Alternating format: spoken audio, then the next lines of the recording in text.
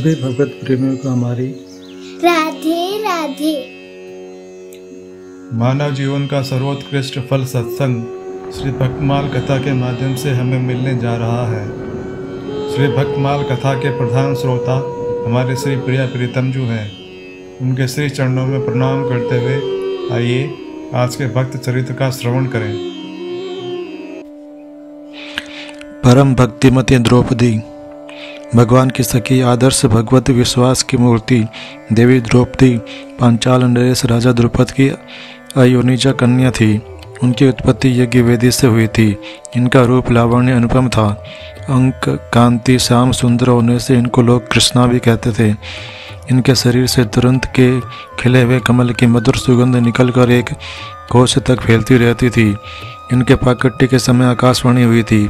देवताओं का कार्य सिद्ध करने के लिए शत्रुओं के संहार के उद्देश्य से इस रमणीय रत्न का प्राकट्य हुआ है।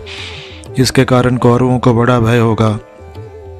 पूर्व जन्म में दिए हुए भगवान शंकर के वरदान से इन्हें इस जन्म में 5 पति प्राप्त हुए। अकेले अर्जुन के द्वारा स्वयंवर में जीते जाने पर भी माता कुंती की आज्ञा से इन्हें 5 भाइयों ने ब्याहा था।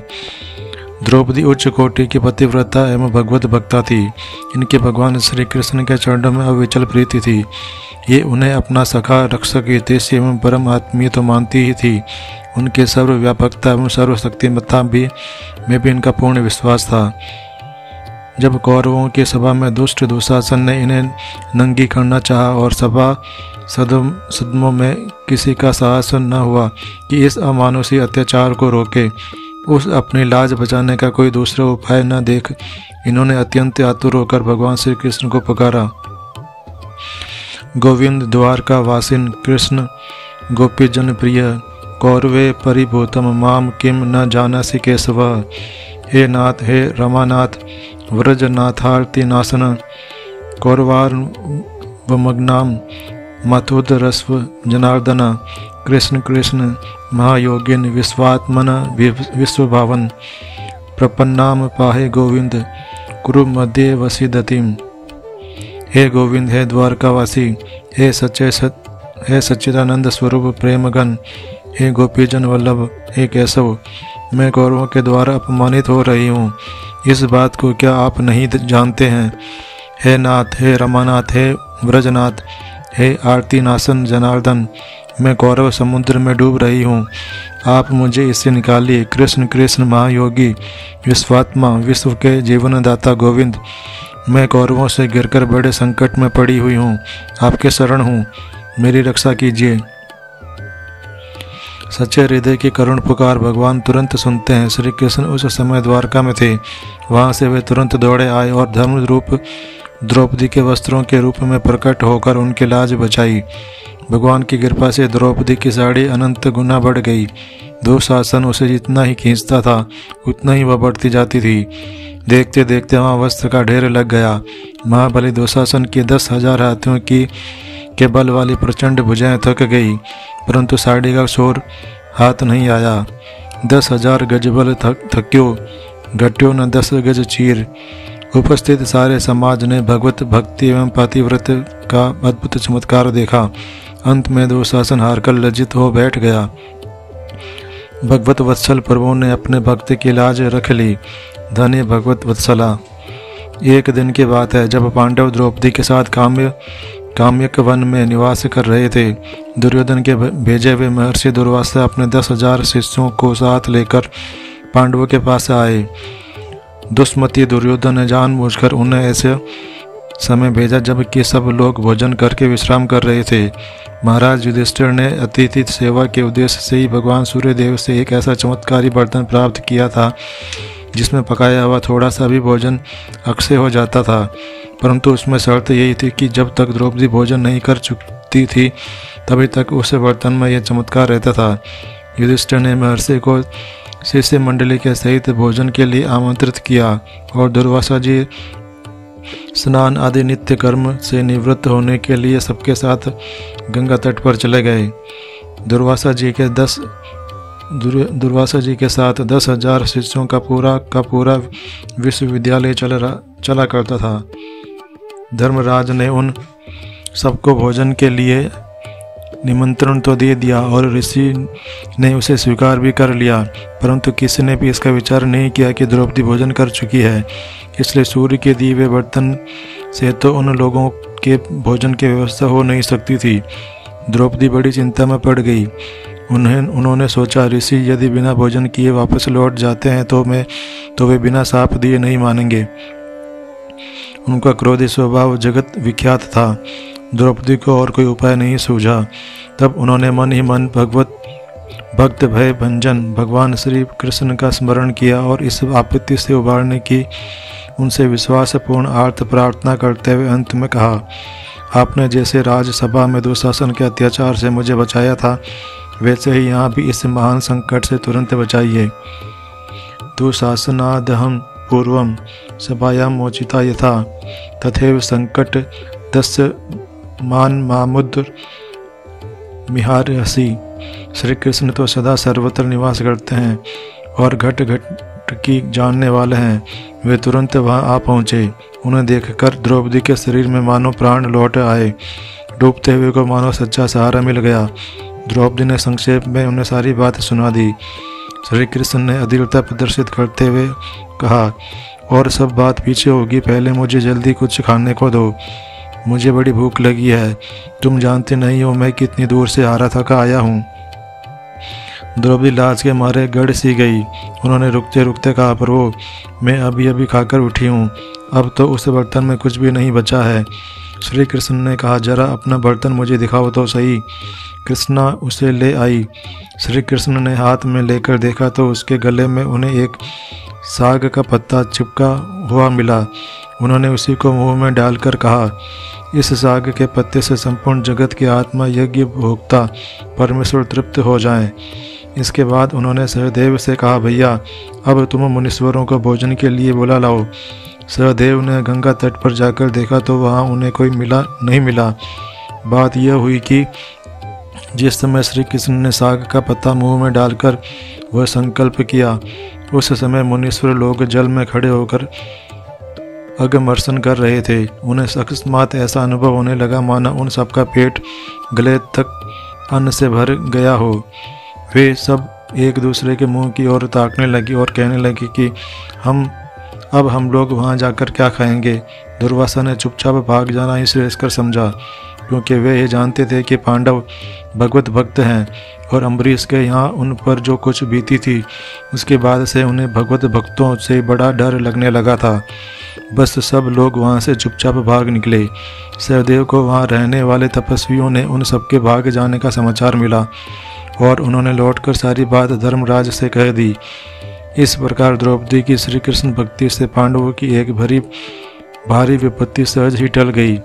श्री कृष्ण ने प्रकट होकर उन्हें महर्षि दुर्वासा के दुर्दमनीय क्रोधानल से बचा लिया और इस प्रकार अपनी शरणागत वत्सलता का परिचय दिया। राजसूय यज्ञ की समाप्ति पर श्री कृष्णचंद्र द्वारका चले गए थे। साल्व ने अपने कामकारी वामान शोभ के द्वारा उत्पात मचा रखा था। पहुंचते ही केशव ने साल्व पर आक्रमण किया।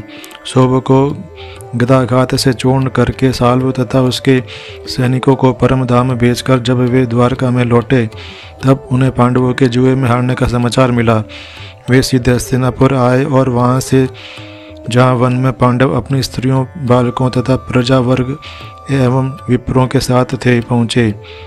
पांडवों से मिलकर उन्होंने कौरवों के प्रति रोष प्रकट किया। द्रौपदी ने श्री कृष्ण से वहाँ कहा, मधुसूदन मैंने महर्षि असित और देवल से सुना है कि आप ही सृष्टि करता हैं। परशुराम जी ने बताया था कि आप साक्षात अपराजित विष्णु हैं। आप ही यज्ञ ऋषि देवता तथा पंचभूत स्वरूप हैं। जगत आपके एक अंश में स्थित है। त्रिलोकी में आप व्याप्त हैं। निर्मल हृदय महर्षियों के हृदय में आप ही स्फुरित होते हैं। आप ही ज्ञानियों तथा योगियों की परम गति हैं। आप ही विभु हैं, सर्वात्मा हैं। आपकी शक्ति से ही सबको शक्ति प्राप्त होती है। आप ही मृत्यु जीवन एवं कर्म के अधिष्ठाता हैं। आप ही परमेश्वर हैं। मैं अपना दुख आपसे न कहूँ तो किससे कहूँ। यूँ कहते कहते द्रौपदी के नेत्रों से आंसुओं की झड़ी लग गई। वे फुफकार मारती हुई कहने लगी, मैं महापराक्रमी पांडवों की पत्नी धृष्टद्युम्न की बहन और आपकी सखी हूँ। कौरवों की भरी सभा में मेरे केस पकड़कर मुझे घसीटा गया। मैं एक वस्त्रा रजस्वला थी। मुझे नग्न करने का प्रयत्न किया गया। ये मेरे पति मेरी रक्षा न कर सके।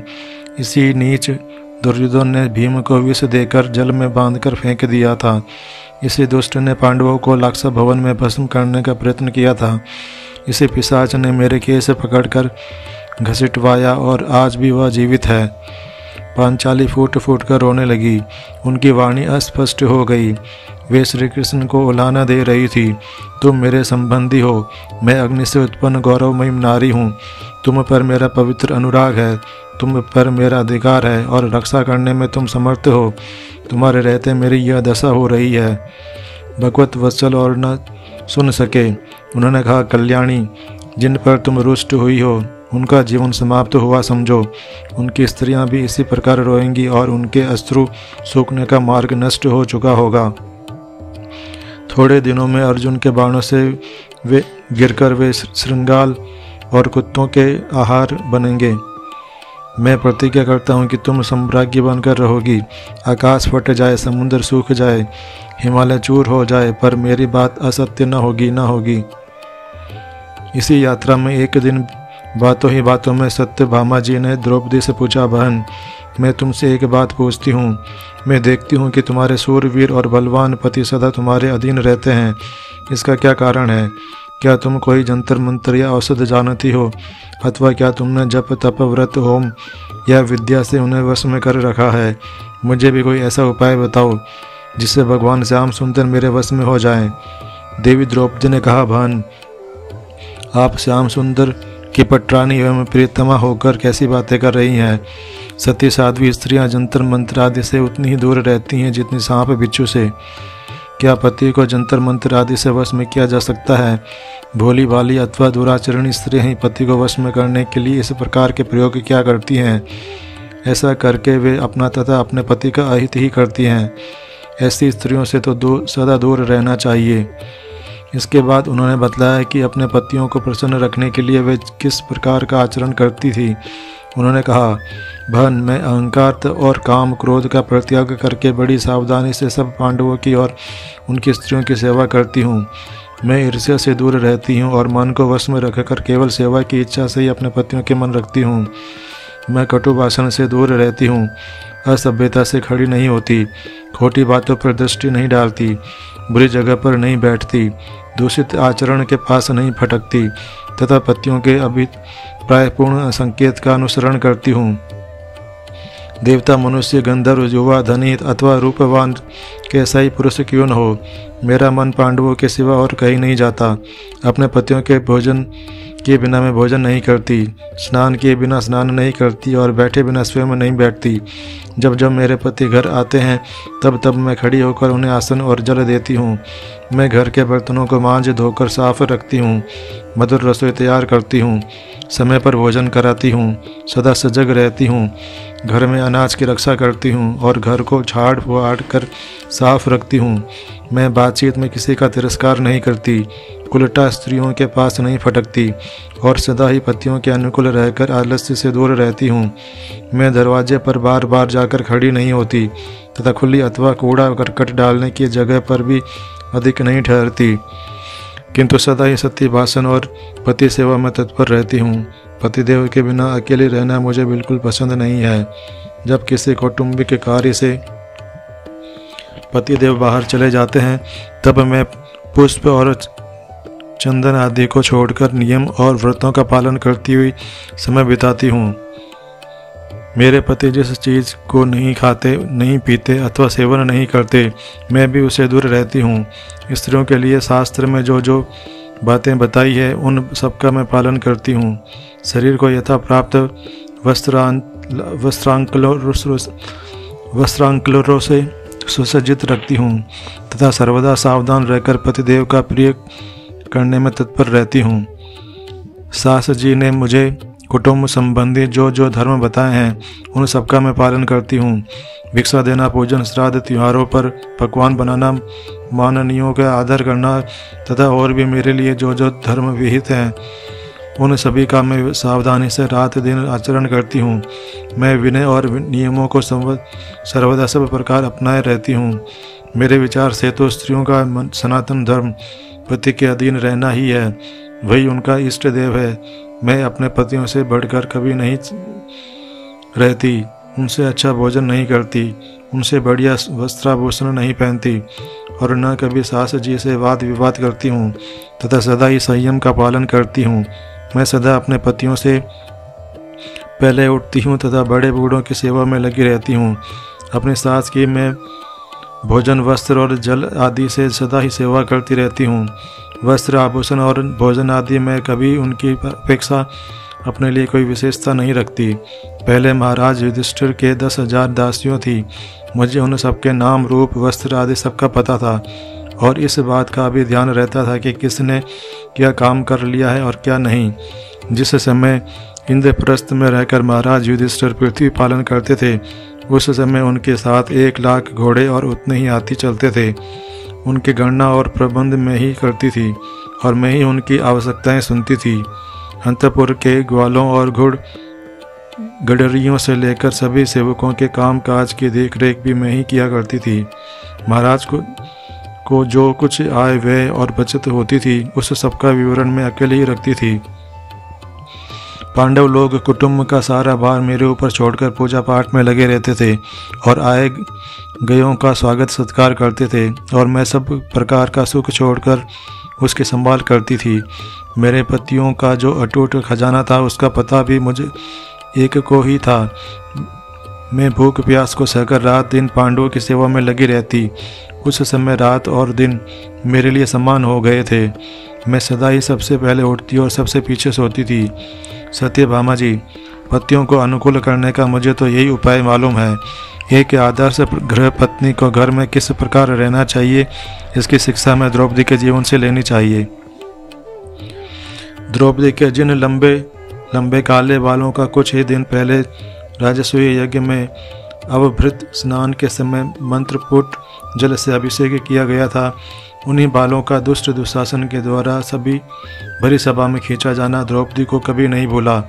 उस अभूतपूर्व अपमान की आग उनके हृदय में सदा ही जला करती थी। इसलिए जब जब उनके सामने कौरवों से संधि करने की बात आई, तब तब उन्होंने उसका विरोध ही किया और बराबर अपने अपमान की याद दिलाकर अपने पतियों को युद्ध के लिए प्रोत्साहित करती रही।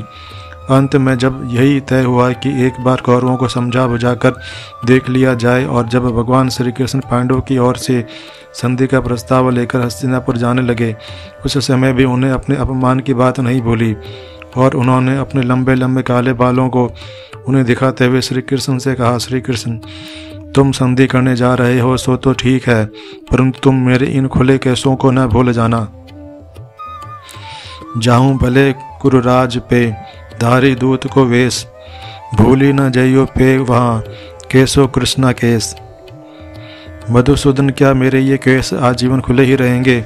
यदि पांडव युद्ध नहीं करना चाहते तो मैं अपने 5 पुत्रों को आदेश दूंगी, बेटा अभिमन्यु उनका नेतृत्व करेगा, मेरे वृद्ध पिता और भाई सहायता करेंगे, पर श्री कृष्ण तुम्हारा चक्र क्या शांत ही रहेगा?